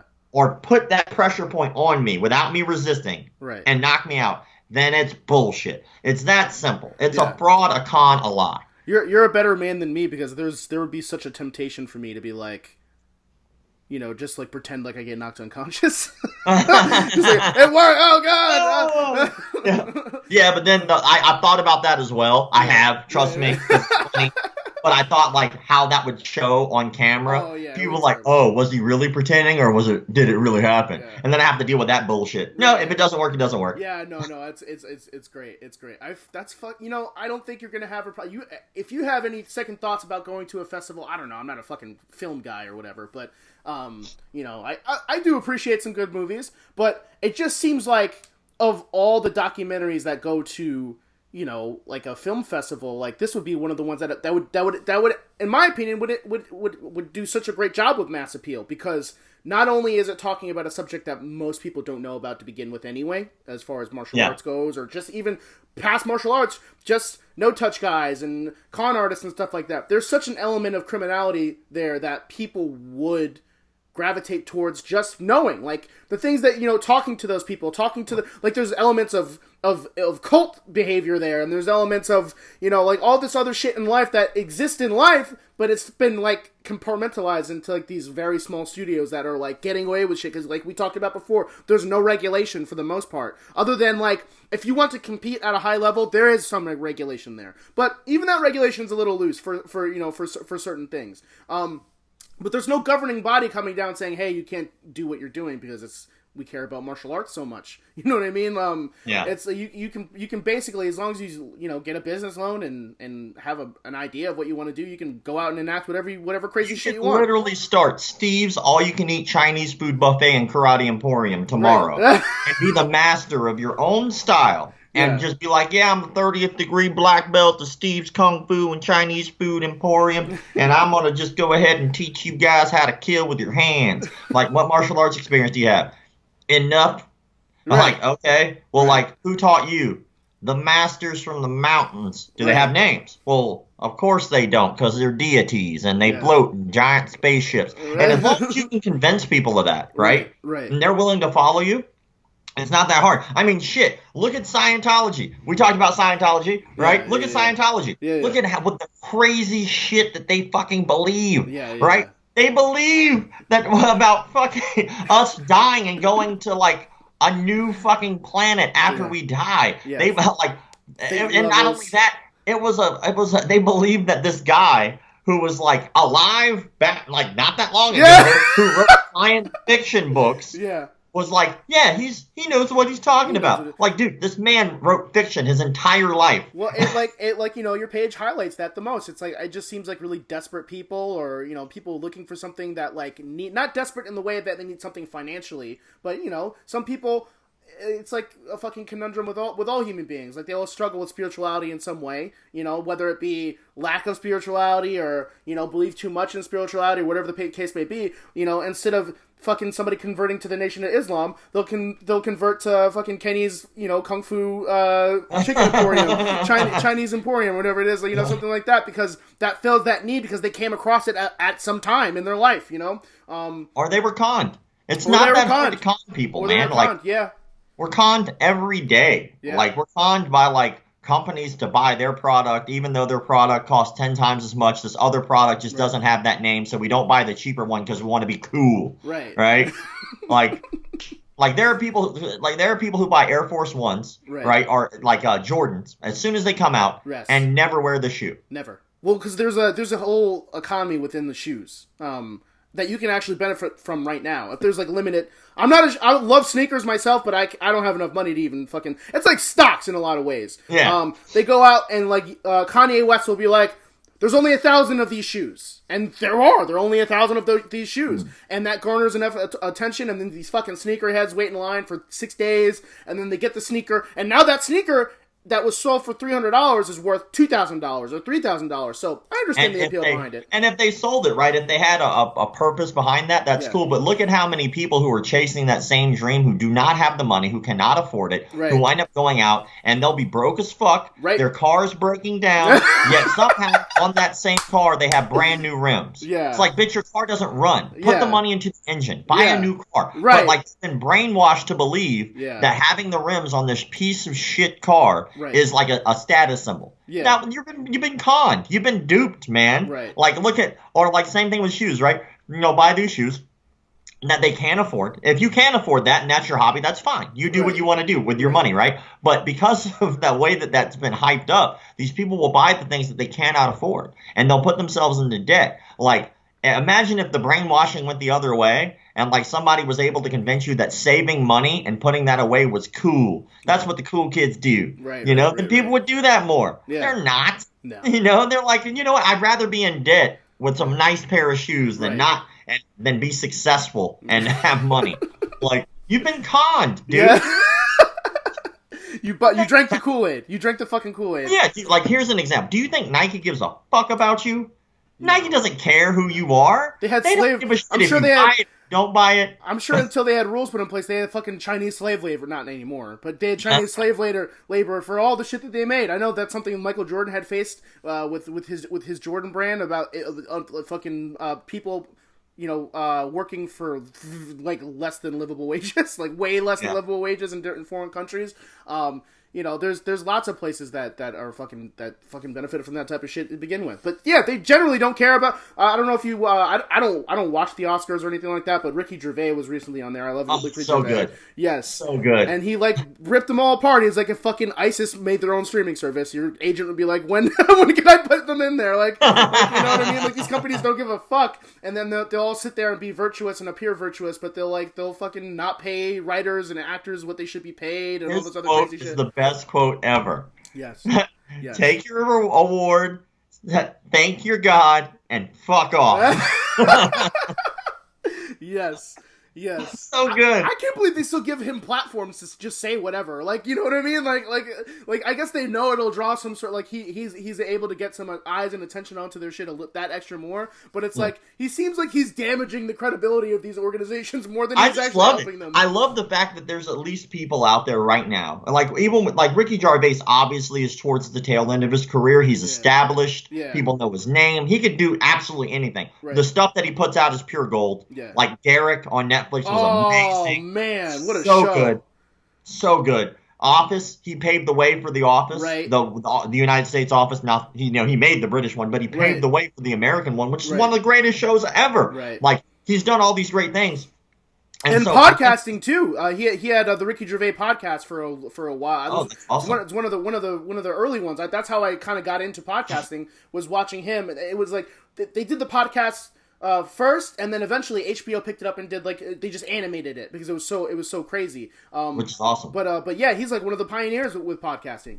Yeah, I just respect the fact that he says what he really wants to say. Right. There's so many people who kind of bite their tongue and hold what they want to say because they're worried about what people will think, or will the ratings drop, right? Like, let's be honest, if you're really an artist, right, which is basically what an actor truly is. An actor is an artist. They are good at the art of lying. Right. They convince us that they are lying so well that we really believe that they are that character. Right. Like, that's what they do. They lie for a living, and it's very entertaining to us. They lie when they say, like, for instance, like Jim Carrey, right? Jim Carrey is like one of the biggest anti-gun activists ever. Right. But then if you watch, like, last 5 of his goddamn movies, he's got guns in it. Right. Like, okay, so you believe so hard that such a bad thing. Right. But you're willing to show the masses. More people are going to watch your movie, I promise, and hear you speak on whatever it is else you're doing. That you're going to hype up the gun use in your movie, but then turn right back around and be a fucking fraud and be like, oh, guns are bad. And then here you are in The Mask pulling out a goddamn Tommy gun. Guns are bad. And then here you are in, what the hell was that other movie? Kick-Ass 2. And you got a gun. Like you're hyping, you're contradicting yourself. But then you see somebody like Ricky Gervais, right? And he'll do a movie like The Art of Lying, which is like exactly what he would say any damn way, but in a movie form. Right. You know, like that. I don't really see a ton of the contradictions in his work and his Right. He has some, but like they're more. I don't even know if they're considered contradictions as much as they are like just kind of goofy ideas about like animals and shit like that. Like no hunting is good and yada yada yada. But he'll eat meat. You know what I mean? It's strange. Like I don't know the guy personally at all, but that's like the only thing that I've seen. Like he'll look down and he's like this big PETA supporter and all this other shit. But then like he's not vegetarian. I think like I'm fairly positive I've seen him eat like basically, and for a while he was like a hefty guy for a long time. So you don't get that hefty from just eating fucking grass. You know what I mean? But aside from that, I appreciate his artwork and. I would say most people have their own hypocrisies. Oh yeah. As long as you're not like wearing it like a badge of honor, like you said yourself, like you champion something like anti-gun laws and shit like that, and then you're seen making money off of the same thing. You know what I mean? So it's like, it's very strange. I understand that for sure. But Ricky seems to be the more virtuous of the Hollywood people. It is one of those things. I do agree with you. I think we all have our hypocrisies. I think it's got to be a very tough position to be somebody in such a limelight and have so many people staring at you all the time. Right. Like, eventually you're gonna fuck up for decades too. You know what I mean? Like, Jim's been doing this since like he's been doing stand up since like the 80s. You know what I mean? Or shit like that. Crazy. So yeah. So I understand. And he's getting older. He probably just doesn't give a fuck anymore. You know what I mean? Like he just doesn't care. He just does whatever. Yeah. He's definitely reached that. I actually kind of like some of his newer stuff, to be honest. I think that he's kind of like, because he's a good actor, to be honest. Yeah, he's really terrible. good actor. It's not terrible. He does. Yeah. He's done a lot of shows on Showtime and stuff like that. I think, or something. Like that. He did like a detective type show not too long ago. That was pretty damn good. Right. I don't know. I think that's good. I hate seeing people like feel like they can't be themselves in anything. Just be yourself. Like that's okay. Not everybody's gonna like you. Right. I get it. One more Jim Carrey hypocrisy. Fucking a couple years ago, he was like. He's like at this event and he's like, I'm too cool to be at this event because this is all fake and blah, blah, blah, blah, blah, and yada, yada, yada. And then he does the fucking Sonic the Hedgehog movie. So shut the fuck up, Jim Carrey, okay? Because you're not going to sit there and shit on all those people at the, some of those people like worked really hard to get with it. Some of them didn't, it is what it is. That's just how unfair life is. But for you to go there and shit on all those people and then go do the Sonic the Hedgehog movie, like, where's your fucking legacy taking you? You know what I mean? Like, are you going to go to those premieres? You're going to talk about how fucking virtuous Sonic the Hedgehog is? That's not very fair. But, he again, like I said before, he might not give a shit anymore. So it is what it is. Yeah, I think he's to the point right now where he's just living his own philosophies. I saw him on Comedians in Cars Drinking Coffee. Yes, and great show. He's just an eccentric dude. Yeah. But I respect that way more than I respect somebody who just has to hide who they are to stay in the line. Right. I hate that, man. I respect people who are assholes, but they're like, at least that is who they are. Right. Except like, we were again, we'll circle back to John Jones. He was like, when him and DC were getting into their thing, like at that time, John Jones really was trying to play the part of like this good guy kind of thing. And then like, I think he just quit giving a fuck. And he's just like, yeah. And then the next press conference, he's talking about, I did cocaine the night before I beat your ass. Yeah. I'm like, see, that's the John Jones. There he is. Yeah. I respect that. Yeah. Because at least he's telling the truth. Right. I feel like that's probably what his remaining fan base is. Just assholes that are like, yeah, do coke and fuck up hookers. It's like stuff like that. Well, look at the fucking comment. Just going back to that. Look at the comment section, dude. Yeah. People are like, fuck you, because fuck you, John Jones. It's champion. Like, I didn't even mention his name. It had nothing to do with it. Like, that's how devout those people are, is they're willing to cuss you out over some shit, even though you don't even say his name. Right. They're just because it reflects them in some way. Like, you're attacking their superhero. You can't attack their superhero. But yeah, man, fuck it. I would even go on ESPN and see like people like typical ESPN trying to tear down John Jones, and it's like it was like the police department released that the cam footage of what happened. And it was, it's sad because you don't want to see someone in their worst moments, but, at the same time, it's like you did it to yourself. But they're like, typical. And it's like, no, like, it's typical John. It's not the police department's fault for doing their job. Like, they're not pulling him over, like, because he was just a black dude walking in the street. He was driving all fucked up. You know what I mean? You can see across the street in the video, there's a Popeyes or whatever. So maybe he was, like, trying to get some food or some shit. I don't know. But at the same time, like, fucking... use Uber! Like, what? Like, use any other of the... It's 2020, like, you know what I mean? It's like a character defect at this point, and it's like, it's creeping over into his life. Very strange. Very, very And I strange. really wish, you know what I'd like to see?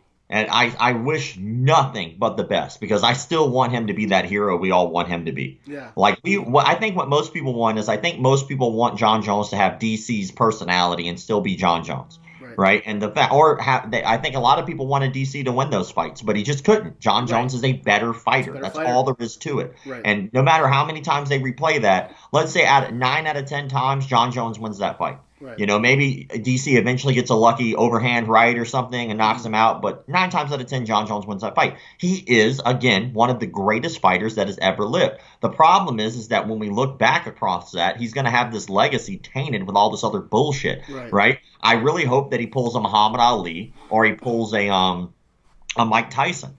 You know, when Muhammad Ali was in his prime, everybody hated on Muhammad Ali. Of course, we were in a much more racist time then, but everybody was hating on Muhammad Ali because of his religious beliefs. They were hating on him because he didn't want to go to war. They thought he was a draft dodger. And then he winds up becoming like a true icon, right? And it's the same thing with Mike Tyson. Mike Tyson, you know, accused of rape, went to jail several times, made a lot of mistakes, was not the greatest person in the world. His mentor had passed away, which I think a lot of people like to sleep on, but that's a fucked up thing to happen when you're a street thug who had this real good man take care of you and bring you up as an adult and then die. That fucks you up, man. Yeah. And then here you go with Don King whispering in his ear to basically be what he became. And then he winds up breaking out. Now look at Tyson now. Tyson now, to me, is a champion. Tyson is the epitome of a champion. I saw him recently on something. It was like one of these some show. He was doing some show. It wasn't his own show. I know he's got his own podcast and all that stuff. But he was like crying about. Like, he's like, you know, every day I actively try not to be the person that I was before. Every day, you know, that was basically his spiel, and he's like crying. I've never seen a side like that before. Like, I know people have talked about him being softer and stuff like that, and he did a one-man show, and people said he did a really good job with the one-man show. Good. I didn't get to see that, but I heard it was great. But he was crying about, he's like, it's a struggle for him to fight with his demons to where he's at. So, like, he could very well be doing what John Jones is doing, like everyone else. Like, John Jones, like, reflects a little bit of, like, you know, of how the fucked upness of, like, a lot of different things. Like, if you're a 5-star athlete, people are going to look the way for a lot of things. You know what I mean? Like, it represents parts of society, and then also, like, we can kind of see parts of ourselves in John Jones. You know what I mean? Like, we talked about it before. You follow us around with the camera and be like, God damn, what the fuck's wrong with this guy? You know what I mean? So, he's put himself, he's not helping his case. I'm not defending him, but to sit there and be like, you don't understand anything about John Jones is you know, that would be hypocritical, because you can understand having to fight with your own personal demons. And that's what I feel like he's going through too.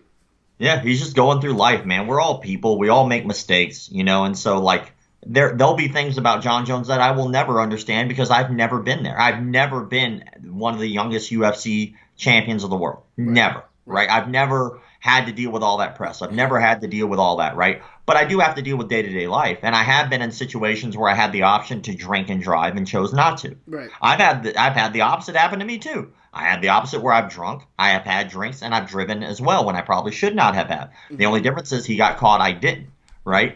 But another thing is, like, life is kind of like that way for all of us. There are so many situations in which you're going to be in that bathroom and somebody's going to offer you cocaine, and you either choose to do it or you don't. You're a grown-ass man. Just right? say no. That's what Ronald Reagan said. Or say yes, but don't fucking do it if it's illegal to your fighting career. Like, or it's gonna, you know, it's illegal obviously, but it's going to be detrimental to, like, your case. Like, I think that the hardest part of being somebody who has, like, a following is that you have to be a leader at that point. If you don't, if that's not who you want to be, then you need to just say that. Yeah. Say, like, the truth. Like, you ever heard of Xu Xiaodong? No, I have not. So Xu Xiaodong is a guy in China right now who the Chinese government is going after because he's beating up all these old school kung fu masters who do this no touch knockout crap. Oh, you brought this up on your stream. Yes. So I didn't remember the name, but I do know what you're referring to. Xu Xiaodong has openly admitted to being an utter and complete dick. Yeah. Right? He admits that he's not doing this for anybody else. He's only doing this because he wants to fight people. He's only doing this to beat wholesale ass. He's not doing it for a cause. You can respect that. Right? But if you try to, like, if you're also trying to be a role model and you're trying to portray that, right, and you're not walking that line, just give that part up. Right. Give that part up. Right? Like, you know who I really like, to be honest? Who? I love Mike Perry. Mike Platinum Perry is a little piece of MMA gold to me. Oh, That dude is fucking amazing. I'm not supposed to, like, as a black male also, because he just doesn't stop saying the N-word, and it's crazy. He has a problem with that. You see his wife, and his wife is like this nice, little cutesy nice lady who, like, doesn't do any of that. Like, she's not, like, doing snow bunny shit.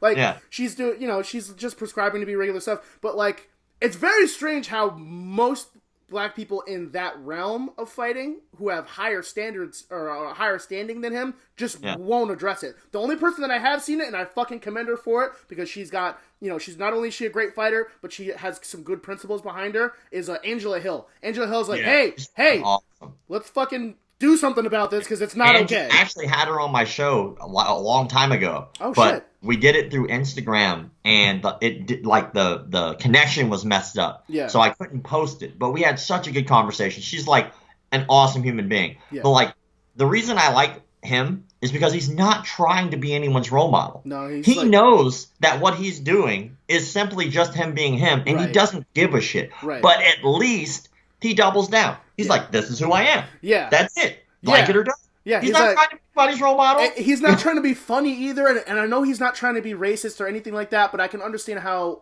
again, he doesn't give a fuck about his own brand, so that's why this doesn't affect him in that way. But it's because he's so wild, and I love his style of fighting, and he's a very good personality, and I like Mike Perry myself as well too. But it's very strange to watch him interact with other black people. It's very strange. It's very strange because like he like you can tell he grew up in the streets or something. You know what I mean? So I know he's from Flint. I know he's he lives in Florida now. That's his most authentic version of himself. And to explain to him, and people have, I'm not saying that all black people have not tried to explain to him. People have. They'll be like, hey, you're not black. And he'll be like, I apologize if that hurt anyone's feelings, but I myself am 5% black, so I can say it. And it's so crazy. Like, he says such out of left part shit. I'm like, you know what? Just let him be him. Like, just let him do it. Cause like, he's not trying to hurt anybody. Unapologetically himself. Yeah. Like that's the kind of dude who, when his fighting career is over, he will still be known. People will still know who he is. Yes. They'll still tune in to listen to him speak because he's just unapologetically himself all the time. Yeah. Like, to me, when I see that, or like, some people really are just genuinely good human beings. Yeah. Right? They just really are. Like, that is who they are. Like, again, like, I think that's why the DC versus John Jones fight was so polarizing to people. It was good versus evil. In a way. That's kind of what they put it up to be. Yeah. And like, they're both fighters. I mean, they're both prize fighters, but one, at least from what I can tell, I mean, who knows what skeletons he has in his closet, because I don't know the fucking guy. I don't really know either one of them. But like, one comes off as this wholesome family man, hardworking guy who just wants to make it, who just wants to have that title, which DC, obviously, he got his titles. Right. But like, at the same time, you look at this other guy and you're looking at this young, kind of hot shot, like best in the world, like ego driven, kind of like I'm going to do cocaine off of hookers before I beat your ass kind of dude. It's like so polarizing and so beautiful. Like, I really think that one day, like, that will be a documentary in itself.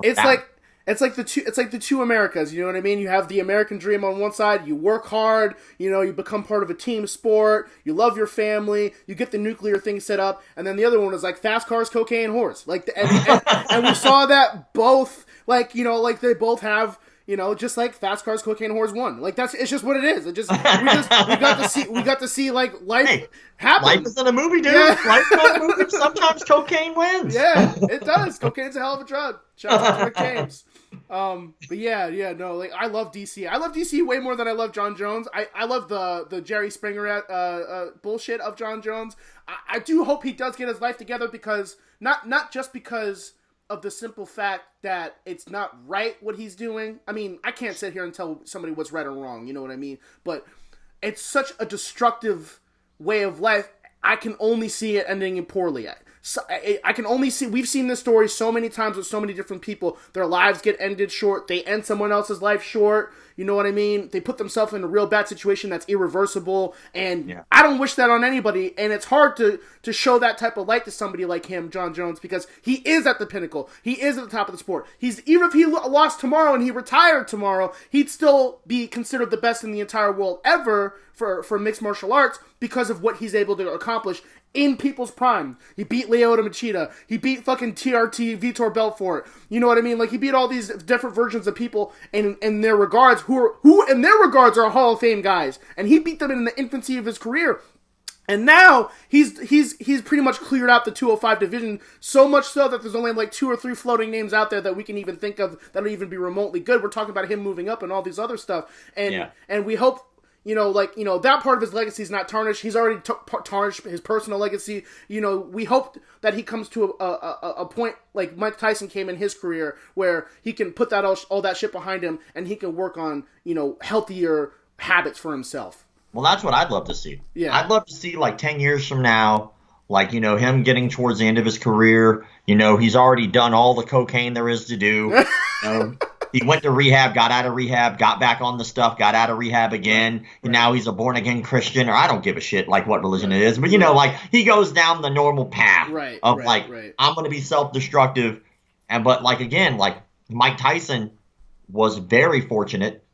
Now, he didn't ruin his entire life, and he didn't ruin, even after financially being wrecked and stuff like that, he was able to continue to build and become the man that we all, I think, a lot of us respect now. Like, I respect the fuck out of Tyson now because he's so self-deprecating. Yeah. He looks back on his life and he talks about all the things that he wishes other people could learn from his life. And it seems like he really just wants to help other people now. And I respect that. To me, now he's a champion. Right. Before, he was a belt holder. Right. Now he's a real champion. You can call him the champion of the world all you fucking want, to whoever you want, right? I'm just saying, when it comes to John Jones, I think that we all, in a small way, kind of just put ourselves in that situation because it kind of hypes us all up. Right. Like, man, like, this dude's amazing. I can't wait. Like, maybe I could have been the champ, or like living a little vicariously through that person. Right. And all you want to see is that person do the best that they can in that situation. But unfortunately, that's just not, it's not a fairy tale. Life doesn't work that way. Right. You're going to fuck up. You're going to make mistakes. Hopefully he just learns from that and moves on. Fuck yeah. Well, that's all I have. Usually at the end, I talk to fighters or whatever, whoever. For the most part, Muay Thai fighters, MMA fighters. At the end of the interview, I would rather have you have your platform. This is your platform to say anything. Sponsors. If you have final words, you know what I mean. You're not calling anyone out, but fuck it. If you want to call someone out right now. This is your time to do it. But all jokes aside, thank you so much for everything that you're such a busy guy, and I can knock out another 2 hours, but I got some other shit I gotta do. I got something to do at one, so I understand. Perfect. I really appreciate it. So this is your plug whatever you need to plug in for this, and then we'll finish up. All right, cool, man. Well, you can follow pretty much anything I have at McDojo Life. So most any social media platform at McDojo Life. On Reddit, it's The McDojo Life. And now on Facebook, it's The McDojo Life. So just so you know, now we're working on the documentary, so that'll be coming out hopefully at the end of the year. That's the goal, but we'll see. The virus did push everything off. But, the biggest thing is just like if you're in the martial arts and stuff like that, just keep it legitimate. Make sure that you're labeling your things correctly. Make sure you're not lying and conning people, because if you do, you will end up on my page.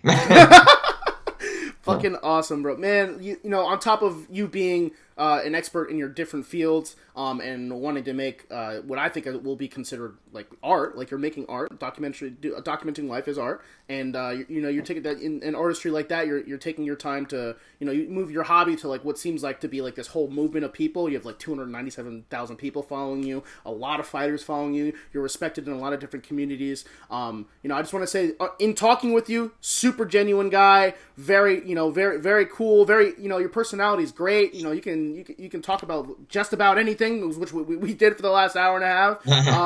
I extend to you whenever you need to talk, or if you need anything or help or anything, I extend it to you. You're welcome back whenever you want, and I really appreciate your time. Thank you. Oh, hey man, thank you for having me on. It's truly appreciated, man. I don't think I'm anything special. I'm just a guy who likes martial arts. That's about it. Hey, sometimes that's all you need. Sometimes average people do extraordinary shit. So this is you doing extraordinary shit. Well, I don't thank think you. you're I average, appreciate though. I don't think you're average. it. All right, brother.